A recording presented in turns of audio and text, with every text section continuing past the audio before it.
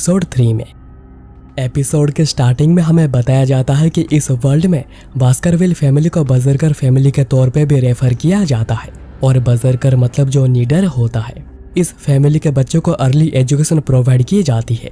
जब वो पहला कदम चलना शुरू करते हैं उन्हें बेसिक स्टेमिना के लिए एक खड़ी माउंटेन को चढ़ने को दी जाती है और उन्हें एलोकेटेड समय के अलावा सोने को भी अलाउड नहीं होता। और जब सोने का समय होता है वो टफ एनवायरनमेंट में एडजस्ट होने के लिए एक मॉन्स्टर के डेड बॉडी को पकड़कर सोते हैं।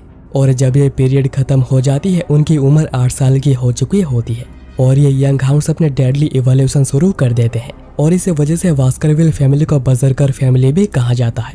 फिर प्रैक्टिकल इवोल्यूशन में जो कि एक सर्वाइवल एग्जाम है और आज माउंटेन में जो कि टेरिटरी के बिल्कुल आउटस्कर्ट्स में है जहाँ पर मॉन्स्टर्स भरे हुए हैं वहीं पर यंग मास्टर्स को जाना होगा। और यह माउंटेन है लेरोग माउंटेन जहाँ पर यंग मास्टर्स एग्जाम शुरू होने से पहले गैदर हुए हैं। और instructor the shadow dog Pavlon van Baskerville कहता है कि यंग मास्टर्स प्रैक्टिकल इवोल्यूशन के बेसिक कंटेंट्स बहुत ही सिंपल हैं। तुम लोगों को यहाँ पर 1 महीने तक सरवाइव करना है। तुम्हें बड़े और स्ट्रॉन्ग मॉन्स्टर्स का शिकार भी करना होगा। तुम्हें बस इन 2 कंडीशंस को दिमाग में रख के सरवाइव करना है और अगर तुम सरवाइव कर पाते हो तो तुम्हें 10 पॉइंट्स मिलेंगे और अगर तुम बिना डिसेबल्ड हुए सरवाइव कर पाते हो तो तुम्हें 30 पॉइंट्स मिलेंगे और अगर तुम दूसरे यंग मास्टर्स को फेल करके सरवाइव करते हो तो तुम्हें 50 पॉइंट्स मिलेंगे और अगर तुम एक मॉन्स्टर्स को हराकर सरवाइव करते हो तो तुम्हें इसके 70 पॉइंट्स मिलेंगे और अगर तुम इन सभी कंडीशंस को फुलफिल करते हो तो तुम्हें 90 पॉइंट्स मिलेंगे। और इसी के साथ ही अगर तुम बैच चुराते हो तो वो तुम्हें मिल जाएगी और एडिशनल पॉइंट्स भी। और अगर तुम मारे जाते हो तो तुम्हें 0 पॉइंट्स मिलेंगे और यहाँ पर कोई 100 पॉइंट्स नहीं है। और मैं आशा कर रहा हूँ कि तुम्हें ह्यूगो सर का लेसन्स याद होंगे जहाँ पर उन्होंने कहा था सोर्समैन की डेथ तभी हो जाती है जब वो एरोगेंट बन जाता है। और हम एडवाइस करेंगे कि तुम डेजिग्नेटेड एरिया से बाहर ना जाओ क्योंकि लेरोग माउंटेन एक रेस्ट्रिक्टेड एरिया है जिसमें बहुत सी अनदेखी चीजें छुपी हुई है। अच्छा होगा अगर तुम उस स्पेस में मूव करते रहो जहाँ पर हमने मॉन्स्टर्स को रखा है। और इस एग्जाम के दौरान शैडो डॉग्स यानी गार्डियन नाइट्स छुपकर तुम्हारे ऊपर नजर रखेंगे और तुम्हें ग्रेड देंगे। तभी एक लड़का वाइकर को देख कहता है कि ये तो वही है जो कि स्टिक्स रिवर में 7 मिनट तक था।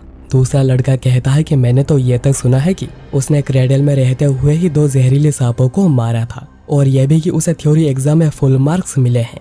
पर देखते हैं कि वो प्रैक्टिकल एग्जाम में भी अच्छा है या नहीं। वाइकर मन में सोच रहा होता है कि लेरोग माउंटेन बहुत समय हो गया है मुझे यहाँ पर आए हुए। पर ट्रिपलेट्स और वाइकर को देखकर पूरा डरे हुए थे। पेवलोन फिर कहता है कि इस बेल के बजते ही एग्जाम शुरू हो जाएगी और मैं प्रार्थना करूंगा कि तुम लोग इसमें अच्छा करो।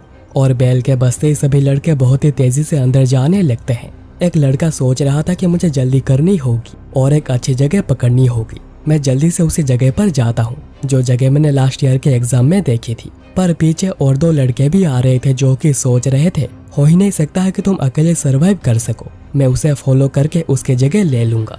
यहाँ पर ट्रिपलेट्स भी आगे बढ़ रहे थे पर उनके बीच में झगड़ा हो रहा था और तीनों ही एक दूसरे को कह रहे थे कि मुझसे दूर जाओ, मैं ये काम अकेला ही कर सकता हूँ। पेवलोन यहाँ पर सोच रहा था कि तो ये शुरू हो ही गया। इस एग्जाम में किसी को भी मारने के लिए एनकरेज किया नहीं जाता है पर ऐसा करना गलत भी नहीं। अगर तुम किसी को मारते हो तो तुम्हारे पॉइंट्स करते हैं तो सभी अपने बेस्ट कोशिश करते हैं ताकि उन्हें किसी को भी मारना ना पड़े। पर शैडो डॉग्स अपना बेस्ट काम करेंगे और कैजुअलिटीज को कम से कम रखने की कोशिश करेंगे। तभी हम एक शैडो डॉग को देखते हैं जो कि छुपकर वाइकर को देख रहा था। शैडो डॉग सोच रहा था ये जगह तो बिल्कुल रेस्ट्रिक्टेड एरिया के साइड में ही है।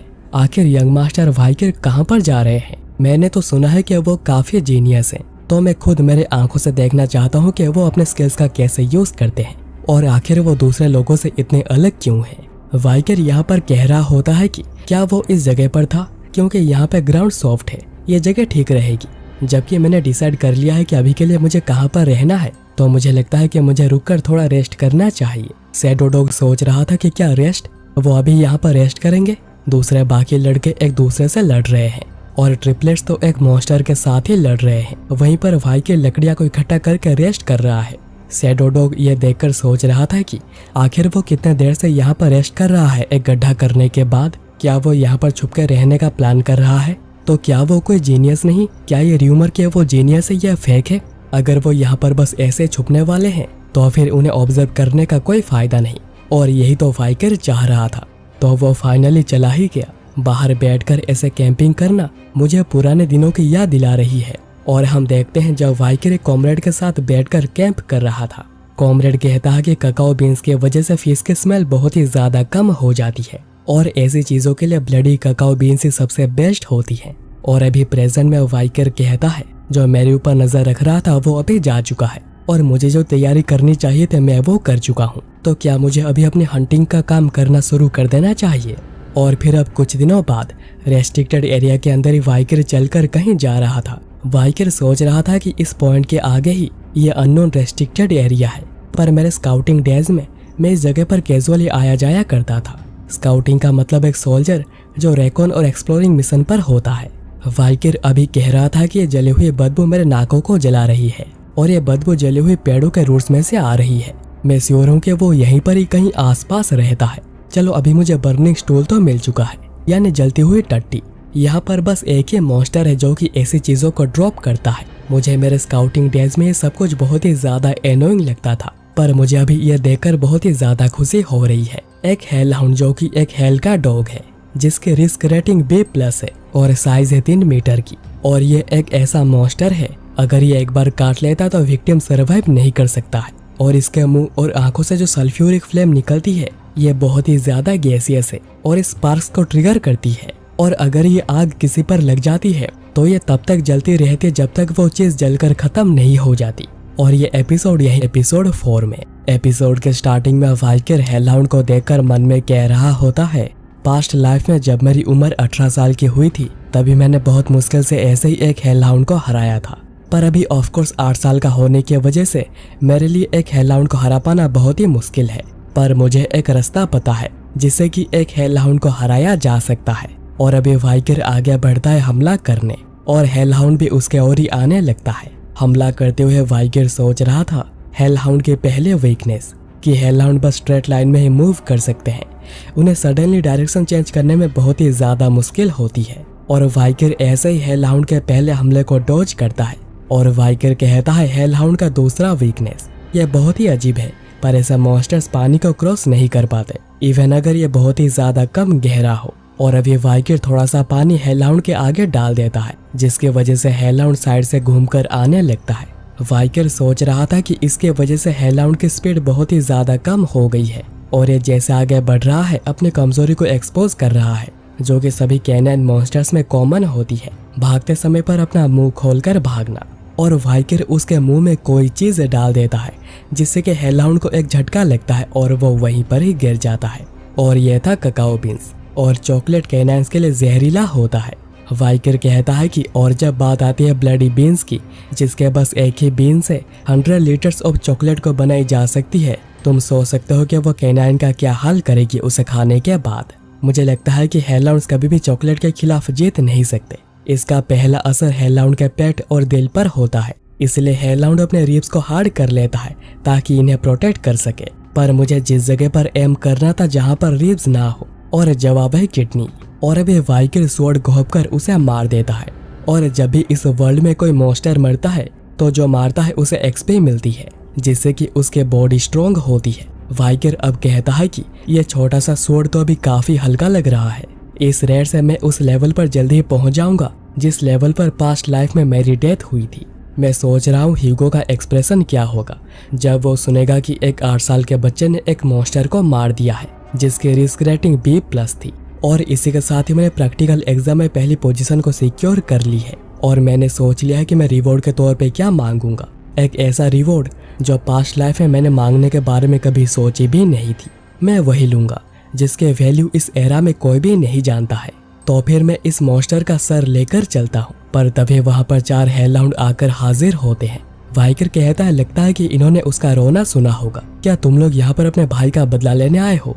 वाइकर फिर डेड हेलहाउंड का सर काट देता है और कहता है कि ऐसे भी मैंने कभी एक हेलहाउंड को मारने का प्लान भी नहीं किया था, चलो आगे बढ़ो और मुझ पर हमला करो, मेरे पास तुम लोगों के लिए भी बहुत सारे ब्लडी बीन्स हैं। पर अचानक ही सारे हेलहाउंड डर के मारे पीछे जाने लगते हैं। वाइकर कहता है क्या वो एक 8 साल के बच्चे से डर गए? पर हेलहाउंड्स तो कभी अपने शिकार के सामने गिव अप नहीं करते हैं, उनके डेथ भी क्यों ना हो जाए तब भी नहीं। तो क्या ऐसा हो सकता है और वाइकर अपने पीछे मुड़कर देखता है कि उसके पीछे एक सरबरस खड़ा हुआ था और एक सरबरस की रिस्क रेटिंग A+ होती है, पर ये तो 7th रीज में रहता है, तो आखिर ये यहाँ पर क्या कर रहा है। पर वाइकर फिर देखता है कि सरबरस के बॉडी से खून बह रहा है। वाइकर सोचने लगता है और अब अच्छे से देखने पर उसके बॉडी में कुछ एरोज भी घुसे हुए दिख रहे हैं और उसके बॉडी में दूसरी इंजरीज भी हुई है। क्या इसे कोई हंट करने की कोशिश कर रहा था? हाँ, याद आया, इस माउंटेन की दूसरी तरफ एक बारबरियन ट्राइब रहती है। अगर ये यहाँ पर इसलिए आया है क्योंकि वो बारबरियन ट्राइब इसके पीछे पड़ी हुई है, तो यही मेरा मौका है। एक इंजर्ड A+ मॉन्स्टर, इसको मुझे चाहे कुछ भी हो जाए मारना ही होगा। वाइकर एक्चुअली वास्करविल हाउस होल्ड में अपने पावर को होल्ड बैक कर रहा था। इसका मतलब वाइकर ऑलरेडी सूट एक्सपर्ट के लेवल पर पहुंच चुका है और उसने वास्करविल के थर्ड टेक्निक को भी मास्टर कर लिया है। और अभी वाइकर एक ऐसे लेवल पर पहुंच चुका है जो कि दूसरे राउंड तब जाकर पहुंचेंगे जब वो एडल्ट बनेंगे। और अभी वाइकर आगे बढ़ता है सरबरस पर हमला करने और वो डायरेक्ट ही उसके चेहरे पर हमला करता है और वो बस खुद को कह रहा था कि मैं ये कर सकता हूँ। एक इंजर्ड सरबरस को मारना इजी होगा। अपने पिछले लाइफ में वाइकर ने सोर्समैनशिप को रिफाइन कर चुका था डीमन क्लान्स के साथ फाइट करते हुए, और वो एक ऐसे लेवल पर पहुंच चुका था जहां पर वो एक भी अननेसेसरी मूवमेंट नहीं करता था। प्लस अभी उसके बॉडी स्टिक्स रिवर की वजह से पूरी स्ट्रेंथन हो गई है और अभी जितने भी वेपन्स वाइकर के पास हैं ये सभी इंजर्ड सरबरस के खिलाफ काम कर रही है। पर नहीं, ऐसा बस वाइकर को ही लग रहा था। यहाँ पर कुछ भी कोई काम नहीं कर रहा और वाइकर के स्वॉर्ड भी टूट जाती है। और एक मोमेंट पर जब उसने अपनी गार्ड को डाउन कर दी, सरबरस को मौका मिल गया अपने क्लोज का यूज करने का, जिसके वजह से वाइकर अभी दूर जाकर गिरता है और उसके मुंह से भी खून आने लगा था। और अभी हमें सरबरस के थोड़ी और जानकारी दी जाती है जिससे कि हमें पता चलता है कि इन्हें वॉचडॉग ऑफ हेल भी कहा जाता है। इनकी साइज 7 मीटर की होती है। सरबरस को उनमें कोई भी इंटरेस्ट नहीं होता जो कि छुप जाते हैं, पर जो भी उनके सामने से भागने की कोशिश करते हैं वो उन्हें फाड़ कर मार देते हैं। और ये ऐसे जगह पर रहते हैं जहाँ पर डेड स्पिरिट्स जाते हैं और इन्हें अल्टीमेट लुकआउट मॉन्स्टर के तौर पे भी जाना जाता है। और ये एपिसोड 5 में, एपिसोड के स्टार्टिंग में सरबरस से पंजा खाने के बाद वाइकर दूर जाकर गिरता है और उसके मुंह से खून भी निकला था और थोड़ी देर के लिए वो तो बेहोश भी हो गया था। और जब उसे होश आता है वो अपने सामने सरबरस को खड़ा हुआ देखता है, जिसे देख वाइकर सोच रहा था सरबरस ने मुझ पर एक डायरेक्ट हमला किया था जिस वजह से मुझे मेरे बाएं हाथ में बहुत ही ज्यादा दर्द हो रहा है, कहीं मेरा हाथ कट तो नहीं गया। पर वाइकर देखता है कि नहीं, उसका हाथ कटा नहीं है, पर उसके हाथ में पंजों के गहरे निशान हैं। वाइकर सोचने लगता है कि मुझे पता है कि सरबरस जख्मी है, पर मेरे हाथ सरबरस ने मुझ पर एक डायरेक्ट हमला किया था जिस वजह से मुझे मेरे बाएं हाथ में बहुत ही ज्यादा दर्द हो रहा है, कहीं मेरा हाथ कट तो नहीं गया। पर वाइकर देखता है कि नहीं, उसका हाथ कटा नहीं है, पर उसके हाथ में पंजों के गहरे निशान हैं। वाइकर सोचने लगता है कि मुझे पता है कि सरबरस जख्मी है,